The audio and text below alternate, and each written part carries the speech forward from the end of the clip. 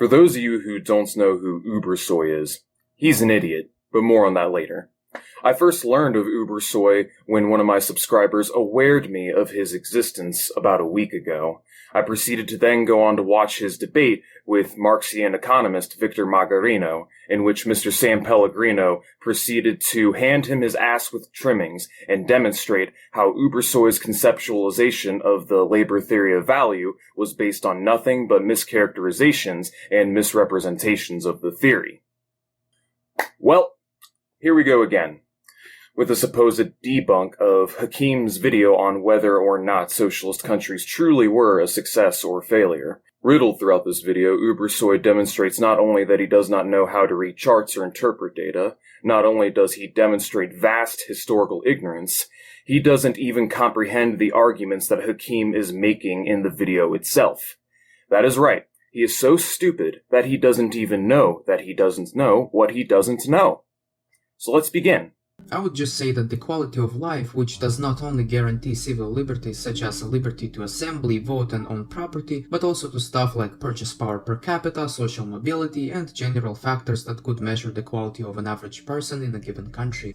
Which were all rights included in the Stalin Constitution of 1936, as well as many other socialist constitutions drafted in its image in the following years. Despite starting off from a position as underdeveloped as India in the early 20th century. Well, this is not true, although I don't want to point the obvious here and would like some objective measurements, so please consider those three things. The first data is the GDP per capita comparison between an average Russian and an average Indian. The reason why Russian GDP had seen some substantial growth during the early 1900s and 1910s was because prior to World War I, the Russian Empire saw a massive agricultural boom. The majority of the population still lived in the countryside where people's livelihoods were contingent on the health of their farming endeavors. This is the reason why we saw a boost in Russian GDP, not because they were industrializing. In fact, the percent of the population belonging to the industrial proletariat grew very gradually during this period, but because of the aforementioned agricultural boom. Otherwise, Russia, Latin America, and Southeast Asia alike during the 1800s saw their collective GDPs hardly budge an inch while the Western colonial bloc soared. However, after the Revolution and after World War II, the countries that had become socialist saw their GDPs increase substantially faster than the poor capitalist countries coming from relatively similar starting positions. The fact of the matter remains that the Soviet Union, coming from a relatively backward starting point, with a similar level of economic development as Latin America and Southeast Asia at the time, working against impossible odds and insurmountable amounts of pressure, modernized with a rapidity never before seen, beating back the strongest army in human history, and being the first nation to enter the space age.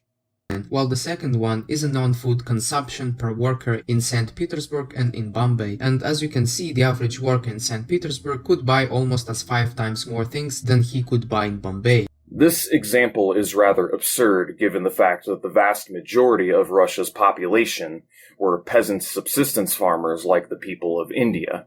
One isolated example such as this does not cover the whole picture. It does not take into account the totality of the populations, and the fact still remains that Russia during the late 1800s was not that much wealthier than India, and once again, wage growth in the early 1900s was primarily driven by high agricultural yields at the time, not because they were rapidly modernizing.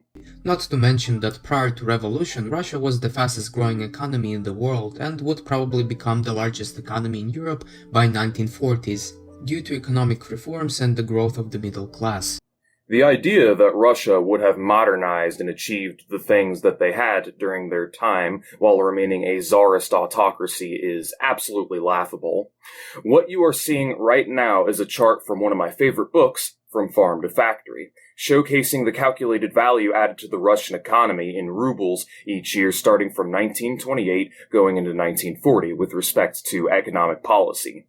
Had they maintained the capitalist road with traditional laissez-faire policies, leaving it to the magic of the free market, their economic growth would have floundered by the end of the 1930s, with only 115 billion rubles in new value being added to the economy.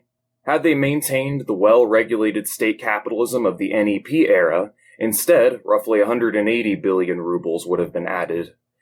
However, when you look at both the actual and simulated trend lines for the socialist planned model, you see the value added per year soar above and beyond the other two, adding a whopping 200 billion rubles in value to the economy by 1940. And the reasons for this are simple. When you have a centrally planned economy operating towards a common good, which rationally plans its inputs and outputs, and doesn't just leave it up to small private actors to speculate on a basis of private enrichment, you avoid much of the waste, inefficiency, and other roadblocks that get in the way of superior economic growth.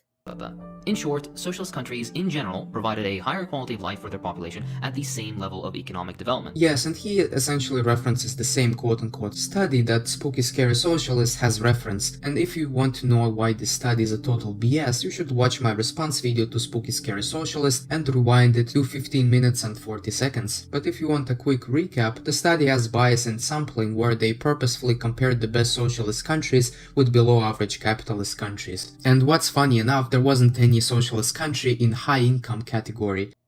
That's the point, you moron. The study was comparing the socialist countries to capitalist countries of similar economic development and starting conditions. Let me ask you something, Ubersoy. Does it make sense to compare Russia and Eastern Europe, who began the 20th century as third world agrarian peasant backwaters, to the Western European countries in the United States? A group of countries, mind you, that have had roughly 100 years head start to industrialize, as well as centuries of colonial imperialist plunder prior to that?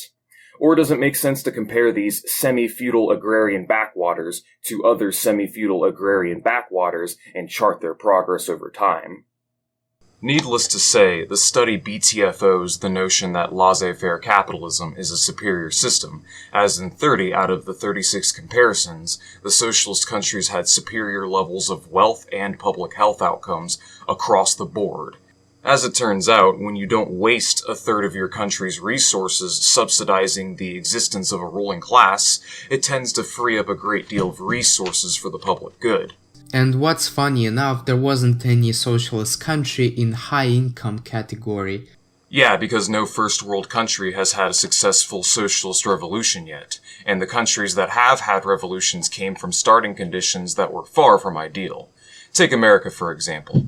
The wealthiest country on earth, a country that has won the geographical lottery. We have 2 weak neighbors to the north and to the south, and 2 massive oceans to the east and to the west. As a result, we are insulated from any existential threat. Not only that, but we also have tons of natural resources, lots of arable land, fertile soil, we have the privilege of centuries of settler colonialism, primitive accumulation, imperialism, slavery, resource theft, land theft, and once again, century head start to industrialize. America has never been invaded, has never been bombed. The American people have never known the terror of fighting against a more technologically advanced army that seeks to genocide them off. This country has been spoiled and pampered with every possible advantage that you can think of. If the United States, by some miracle, were to go socialist, not only would that lead to an immediate increase in life expectancy, years in school, and a drop in crime and drug abuse, it would set this country on the path to actually fulfill its own mission statements. You know, be the land of the free, home to the brave that spreads freedom and democracy everywhere. Everything that this country lies about being now, it would literally become the harbinger of if it were to go socialist. The idea of military strength is silly to even mention, as the greatest, unfounded, honestly, fear of the US was the USSR's military capability.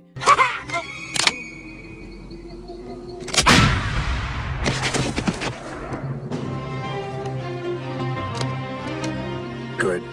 Bad. I'm the guy with the gun. I just want to make the real quick comments that this Braindead non-response where he clips a movie is a total non-response and non-arguments to the arguments being posed by Hakim here. Economic performance is also one of those things that goes without saying. The USSR started as a peasant backwater where wooden plows were being used, and within 3 decades had conquered the cosmos. They rose to such a high level that, to this day, people still unfairly compare it to the United States, a country that had 2 centuries of development ahead of the USSR and started off in far better circumstances. The Soviet Union did start with worse circumstances than the United States, and by the way, because of socialism, it never reached the levels of the United States, but what? Again, completely erroneous and historically illiterate claim. The Soviet Union was the second fastest growing economy on Earth. Between the years 1950 and 1975, Soviet development was completely outpacing the Western countries, with its industrial production index increasing by 7 times, while America's had only increased 2.6 times. According to some estimates, had they maintained the levels of growth that they saw at this time into the 70s, 80s, and 90s, had the Union not been illegally dissolved in a military coup, then they actually would have caught up with the West. It is estimated by the year 2010 the Soviets would have living standards on par with the United States. But since the Union was illegally dissolved against the democratic will of the people, and neoliberal shock therapy was imposed across Russia and Eastern Europe, the immediate effect of the restoration of capitalism was a loss of up to a third of these countries' gross national products. Unemployment overnight shot up. Wages shrank. Crime and sex trafficking ran rampant, inequality exploded, and roughly 8 million excess deaths occurred due to crime and poverty-related causes. The dissolution of socialism was arguably one of the greatest human rights catastrophes in the entirety of the 20th century, and the restoration of capitalism has been a giant step backwards, not forward. The United States. But what about those countries that started at the same level and still failed, like East Germany and North Korea? What about the countries that started better off, like Cuba, and yet still failed? Finally, what about capitalist countries that started at a worse position than socialist countries but have still succeeded? Did you know that before... Oh my god, slow down. One example at a time. Jesus. Okay, so there's a lot of question begging here, but I'll go ahead and address the cases of the DDR, the DPRK, as well as Cuba. During the Korean War, 20% of the population was slaughtered by the US military, and every city north of the 38th parallel was reduced to rubble. On top of that, North Korea is a very mountainous region with very little arable land, so they had to rely on the Soviets for fertilizer imports. And believe it or not, for a time, the North was actually developing just as quickly as the South. But then things changed during the 1960s, when the West went out of its way to dump billions of dollars of capital into the region, propping it up as much as possible, effectively as a client state and a neo-colony to the United States. This is the reason why the 4 Asian tigers are what they are, because it was in America and the West's best interests to have these highly developed economies in strategic locations to act as hardpoints against the Soviets during the Cold War. And after the fall of the USSR, the DPRK lost its number one source of fertilizer and other vital imports, leading to a famine in the 1990s and causing its economy to stagnate since then, since they are the, most sanctioned country in the history of sanctions, after all. East Germany, too, saw similar levels of destruction during World War II. And once again, it was in the interest of NATO-allied countries to see West Germany thrive as much as possible, since it was the next-door neighbor of the Warsaw countries, and by extension, a NATO stronghold during the Cold War. Starting in 1948, President Truman signed off on the Marshall Plan, a U.S. European aid program which prioritized the reconstruction of Europe after World War II. Tens of billions of dollars worth of investments were being dumped into West Germany with the deliberate intent of rebuilding it as fast as possible as to transform it into a hardpoint against the Soviets. On the other hand, East Germany had its industrial assets seized by the USSR as reparations for the damage that they caused during the war, leaving the country broke and putting it in a position where they practically had to rebuild everything from scratch. And despite their unfavorable starting conditions, they still managed to achieve some impressive feats. Despite starting from a disadvantageous position similar to the DPRK, they were still able to rapidly grow their economy. After World War II, they managed to increase their GDP per capita by a factor of 5.3 times, while West Germany only saw their GDP grow by a factor of 3.3 times. While East Germany paid 95% of its war reparations, West Germany only paid about 5% of its war reparations. Now let's talk about Cuba. Contrary to Ubersoy's point, Cuba was not in a more advantageous position before the revolution. It was a sugar colony that was ruled by a dictator and a criminal gang of landlords, slavers, and mobsters. Cuba was, for lack of better terms, a shithole under Batista. Literacy rates were low, life expectancy was in the 50s, there were literal slave plantations, and crime and prostitution ran rampant. Cuba is in a very similar position to the DPRK. They're a small third world country strangled by US sanctions and embargoes. Sanctions, mind you, that the entire international community universally agrees are a human rights violation. And on the other hand, they lost their number one trading partner in the 1990s, so that didn't help either. And again, despite being a very poor country that is constantly being harassed, terrorized, and fucked with by the United States, the most powerful country in history, they have the highest life expectancy in all of Latin America. In fact, they even have a higher life expectancy than America.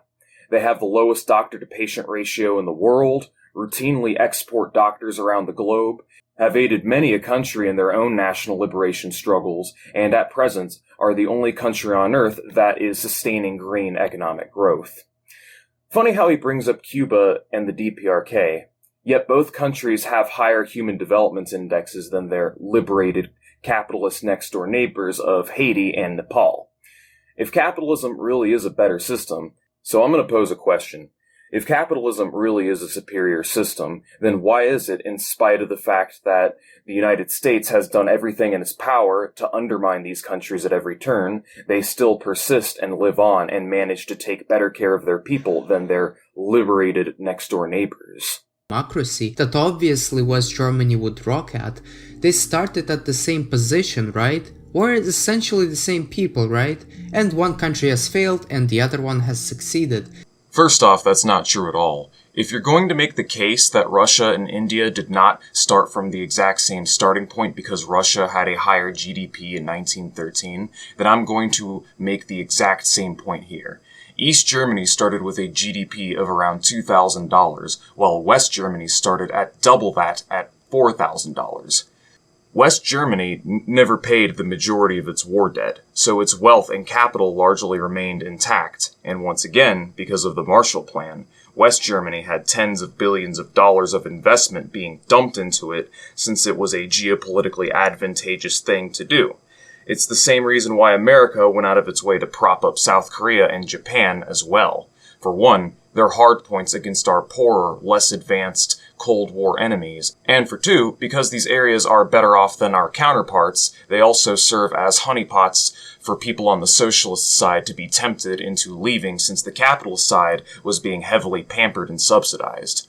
And at the same time this was happening, East Germany is stripped of a great deal of its wealth and assets because it was shackled with war debt by the Soviets, putting it further behind in the economic race. One could say the Soviets treated them too harshly, but I think after the bullshit the Germans pulled during the war, the Reds treated them too kindly, if anything. This phenomenon has the twin effect of causing brain drain in East Germany, that is, compelling essential high-skilled labor that they need in order to rebuild the country to instead leave for West Germany so that they can enjoy capitalist bribery in the form of higher wages and consumerism, and it also serves a propaganda narrative as well, fooling useful idiots like Ubersoy into thinking West Germany just magically thrived because of capitalism, and East Germany lagged behind because of socialism. And you know what? The consequences of that still manifest to this day. Is it really that hard for you Marxists to do? Those countries seem to be perfect examples to compare, aren't they? No, they would not, for all of the aforementioned reasons. And if your system really is superior, then why is East Germany still lagging behind the West? Surely, if capitalism is all they needed, they would have caught up and be on par with the rest of the country by now, wouldn't they?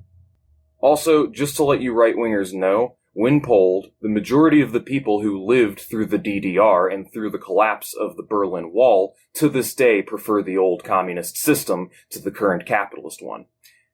57% of polled participants say life was better under communism. The second rapidly rising superpower, this time of the 21st century, is the People's Republic of China, which could have never achieved its current level of development without capitalism, without Mao-era policies and accomplishments.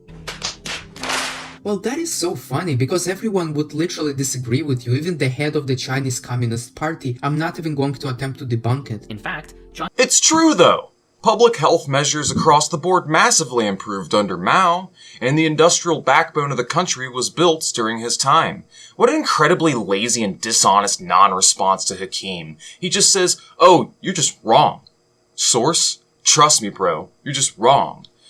Next up, Ubersoy proceeds to concede ground on the topic of China doing very well for itself, but then writes them off as authoritarian and pivots to Uyghurs. Stay classy. I'm not going to touch on this topic because, for one, it's a very sensitive issue that I have not thoroughly investigated myself, and for two, it's not what this video response is about.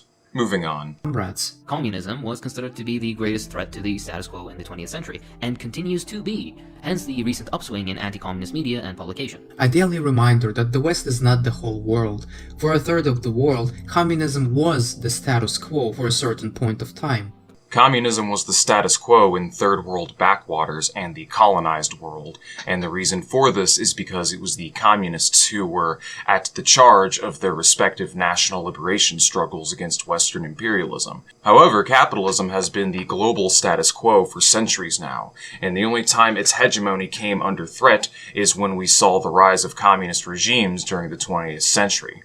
And the West has worked overtime historically and to this day to crush them, and when they cannot destroy these countries directly, they will instead opt to destroy their image instead. It's the reason why children in grade school are taught that Stalin and Mao killed 50 million people. It's the reason why you can't get a book published on the subject by most major publishers without shitting on these countries and flaunting your anti-communist credentials at the onset.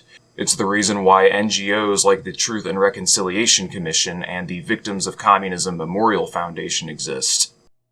Meanwhile, right-wing ideology has never posed any serious, credible threat to power, and is currently on the backswing as the culture is now leaving conservatism behind, and the only time reactionaries ever manage to take and hold power, it's when they have serious financial backing from the capitalist class to, you guessed it, crack down on communism.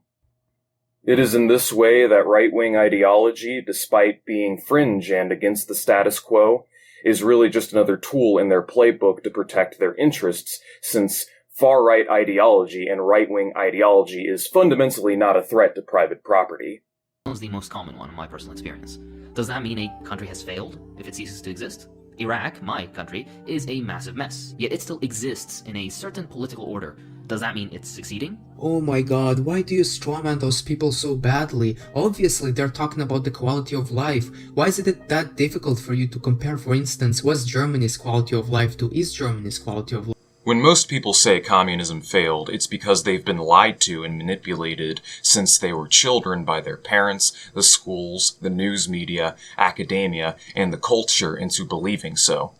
Anti-communism and the Western superiority complex are arguably two of the most toxic aspects of our culture, and they both have a hand to play in this phenomenon. The term communism doesn't work, and other phrases like it, are empty, baseless, nebulous assumptions meant to shut down critical discussion about the topic and keep people from investigating too much. Portuguese republics fail. This term needs to be defined. And by failed I don't mean exactly cease to exist, but failed at providing their people a good quality of life. It's like saying American education system has failed. If we compare it to developed countries, of course, the education system still exists, right? When people like you make this comparison between America and the Soviets or Western Europe to Eastern Europe, it's like comparing a pro bodybuilder versus an obese lifting novice who is new to the gym. The bodybuilder has had 5 years of training experience and on top of that is on anabolic steroids, while the novice lifter is weighing 300 pounds of blubber and has never touched a set of dumbbells in his life. However, in his first year of training, through sheer perseverance and dedication, the obese guy manages to lose 70 pounds of fat and add 200 pounds to all of his lifts. Despite not being on steroids and not having the same experience as the other guy, he manages to make incredible progress in a relatively short period of time. Though now he has a bunch of loose skin and is still roughly 30 pounds overweight. Throughout this process, since the day that fat guy started lifting, the bodybuilder has been making fun of him, discouraging him, and mocking him, despite the progress that he has made, and on top of that, he continues to mock him for being weaker, less muscular, and fatter than he is, as well as having a bunch of loose skin.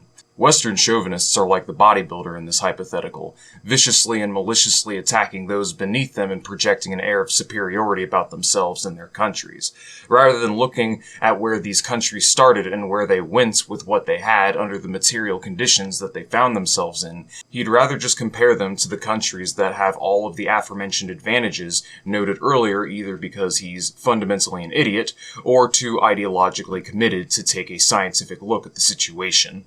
But it's a failure, do we agree? And the way not to make those fake assertions is to decide which metrics one can use in order to measure the quality of life of a certain country. Would you measure it by potato production or by Human Development Index? It is really that simple. And if there was an honest Marxist out here in the comments, please enlighten me on how should one measure failure or success of a certain country. I blindly thought it was the quality of life or social mobility or some My lord, you are dense. This is exactly what content creators like Hakim and myself have done repeatedly time after time. From citing meta-analyses comparing socialist countries to capitalist countries of similar economic parity, to referencing interviews and anecdotes of the very people who lived through it. Living standards only collapsed in Eastern Europe when capitalism was restored. And to this day, when polled, most people from these regions will tell you that life was better under communism. Shit like that. Well, maybe it is about sending the first man into space, producing a shit ton of coal, winning chess competitions, and having the strongest military. Are those really your objective criteria by which we can measure one's country's success?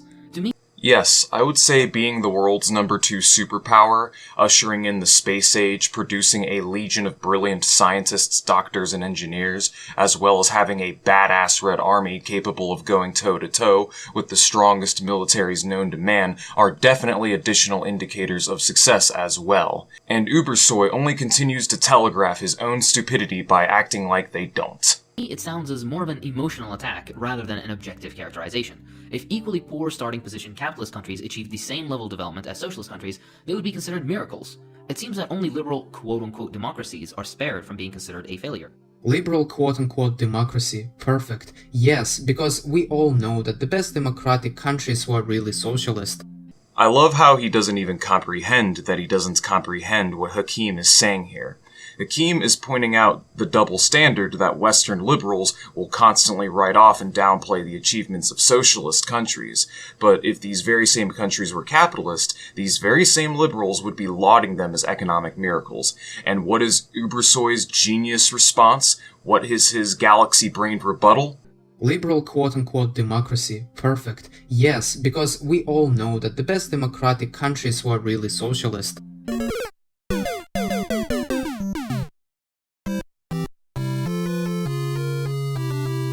Sanctioned third world nation, targeted by the largest superpower ever known, has a thriving and efficient healthcare system that is the envy of all developing countries. Oh really? I guess he bases it off the fact that they have the largest amount of physicians per capita in the world or something. Yeah, Hakim, you're not supposed to base the quality of your healthcare on the relative abundance or availability of physicians or services available to the general public, you stupid commie. But if we look at reality, Cuba's healthcare system really sucks when it comes to infrastructure and accountability. Here's the conclusion of a peer-reviewed research paper examining Cuba's health system. Quote, "There is now general consensus that a good health system should improve health conditions, be responsive and guarantee respect for human rights, provide financial protection, and be transparent and accountable. If we agree with this, we can conclude that the Cuban health system is not performing as well as many believe. Major progress in health status is limited to a few conditions. It lacks transparency and accountability, and its health policies have been implemented with little concern for certain basic rights."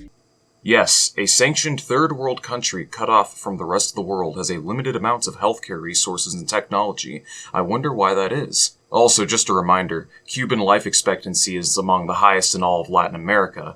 It's even higher than that of the United States, the richest country on Earth. A fact on its own that should be a national embarrassment for this country. Ranking 33rd out of 196 countries in the quality of healthcare despite being a sanctioned poor third world country is actually nothing short of impressive. Which is, by the way, a common feature of the socialist countries that will arise in the socialist country no matter what, because it is the quality of a socialist country in the first place that make their services lack transparency and accountability. If that's the case, then why is it that every modern first world country on the planet seeks to emulate socialist policy with respect to their healthcare systems, since they all have national healthcare plans of their own that are managed and paid for by the government? If the public sector can't be held accountable, then why have world governments across the globe worked overtime to exclude the influence of the private sector on their healthcare services? Well, all one has to do is look at the Frankenstein's monster of a healthcare system in the United States to see why.